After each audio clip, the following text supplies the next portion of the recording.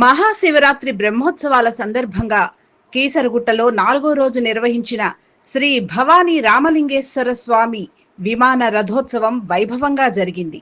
శివనామ స్మరణతో ఆలయ పరిసరాలు మారుమోగగా వేలాది మంది భక్తులు రథోత్సవాన్ని వీక్షించేందుకు తరలివచ్చారు.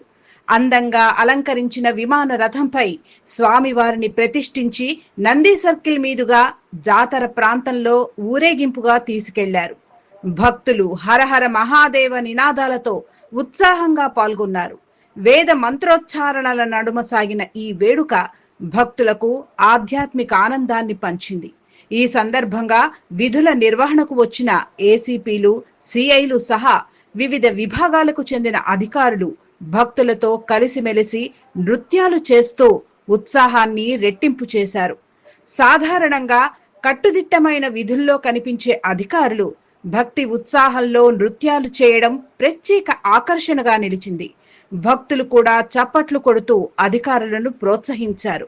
అంతేకాక ఎలాంటి అవాంఛనీయ సంఘటనలు జరగకుండా పోలీసులు పటిష్ట భద్రతా చర్యలు ఏర్పాటు చేశారు. శివరాత్రి బ్రహ్మోత్సవాలు భక్తి శ్రద్ధలతో ఘనంగా కొనసాగుతున్నాయి.